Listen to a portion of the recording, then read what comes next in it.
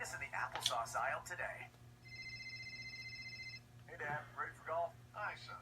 I'm not sure I'm going to make it today. My arthritis is acting up this morning. Dad, have you tried Blue Emu? Have I tried what? Blue Emu Maximum Arthritis Relief. Works fast, penetrates deep, and leaves pain in your nerves and muscles and joints. Well, I don't want to smell like a medicine chest. You won't. Blue Emu's not greasy and odor-free. In that case, let's play 36 today. Blue Emu Maximum Arthritis Relief. Beat the pain and enjoy life. Available in Walmart and Walgreens. I love the Baseball Hall of Fame. I've been there once. I love the setting of Cooperstown. I love the scenery of upstate New York. Yeah, I love New York. I love all the baseball fields around Cooperstown. I love walking down Main Street, Cooperstown. There's this museum that looks like it could be a big post office, and you go in there. Man, I was there once. Got in there. I said, I know exactly what we're doing here. It's my friend John Krasinski. Didn't waste any time. Get the ticket. It was actually, there was a big ceremony, so you can go walk. And he said, where are we going first? I said, you know where I'm going first. Boom. It's straight. Wing. Not even look at anything else. I mean, it's like, here's my ticket. Thank you. Okay, we're walking. Come on, let's get along. Oh, there's a statue of Hilda Chester. And we go along, go right to, where's the plaque room? Where we go? Where are the plaque? Willie Stargell. Boyhood idol. Back.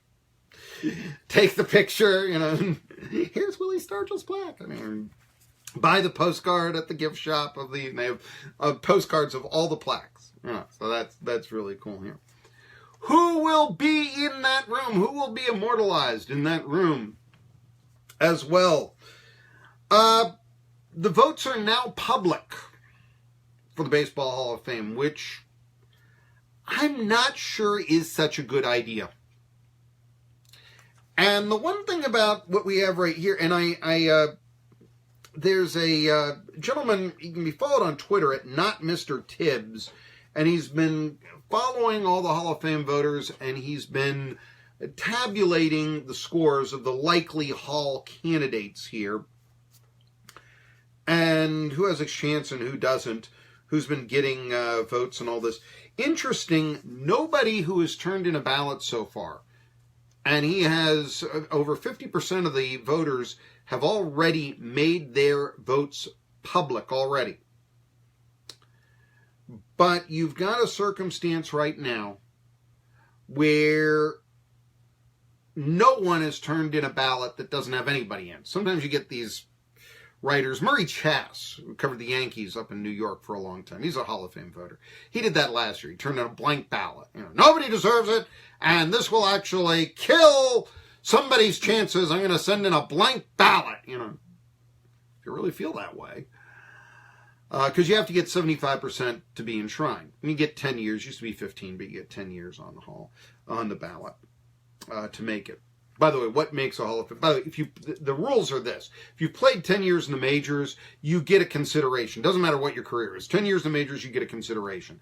There is a sort of a screening committee, and the pitcher with the 100 and 130 record, they say, well, it was nice that you played 10 years, but you're not Hall of Fame worthy.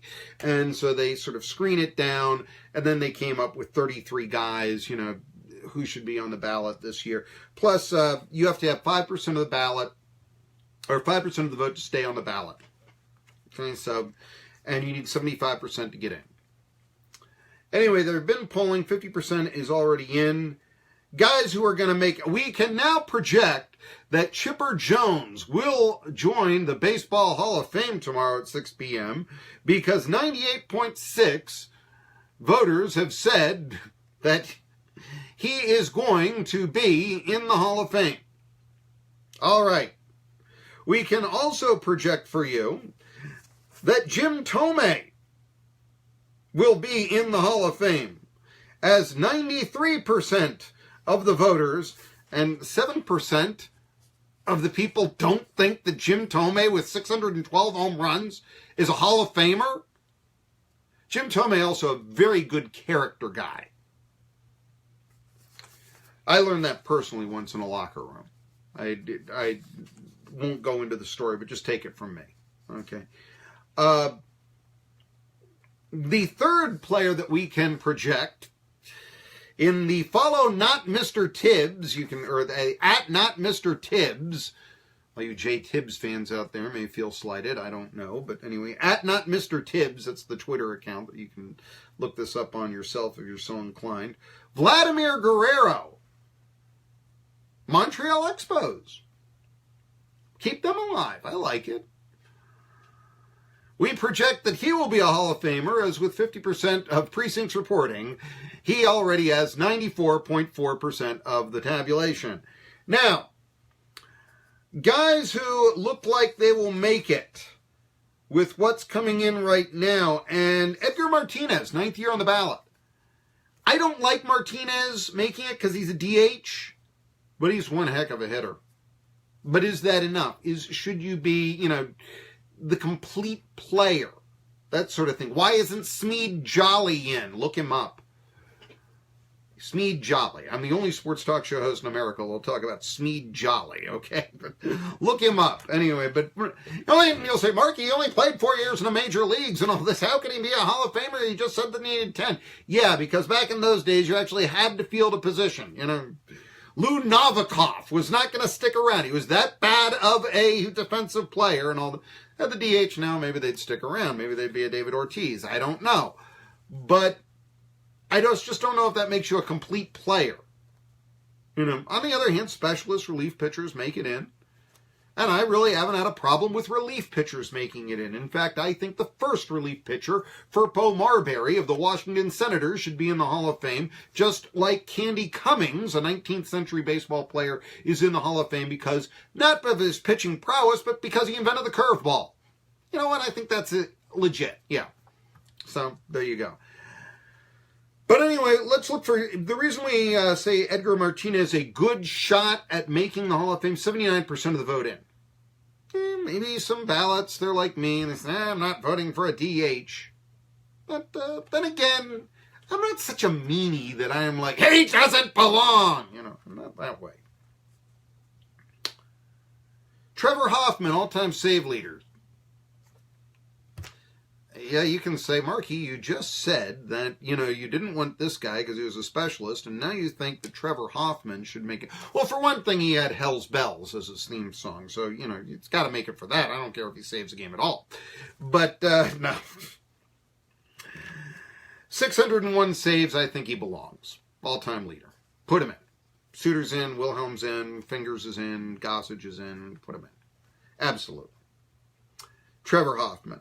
77.6, maybe some of the other ballots out there, if they don't have his name on, won't get in. But anyway, I projected earlier that Andrew Jones had a shot. He does not have a shot. Now, he's only got 6.1% of the ballot. In fact, he has been mathematically eliminated from Hall of Fame consideration right now. The idea, by the way, that what percent needed on remaining ballots to make the Hall of Fame, Trevor Hoffman would need 72% remaining out there. So I guess like 70, I guess it's a possibility. Edgar Martinez needs 71%. One guy I'm surprised about a little bit because I didn't think his case was that big, but Mike Mussina. Mussina probably not going to make it because he's got 70.1, but I don't like his numbers after his 270 victories, and I think that Mussina might be a case of New York or, say, Yankees bias boosting his numbers. The same sort of bias that kept Don Larson on the ballot for 15 years, even though he was 10 games under 500 a lifetime. Does not look like Bonds, Clements, or certainly Fred McGriff. That's bad news for Braves fans. Does not look like they will make the Hall. Does not look like Kurt Schilling will make the Hall of Fame. Does not look like Johnny Damon nor Johan Santana will stay on the ballot. I'm a little surprised about that. Billy Wagner from Marion has been mathematically eliminated from Hall consideration. He's only got 11% of the vote with the precincts reporting. And one guy that I think probably does deserve, but isn't getting a strong case, is Omar Vizquel. because great defensive shortstop and 2,700 hits. But he's only got 30% of the ballot. What about Tom Hamilton? Always you say future Hall of Famer Omar Vizquel.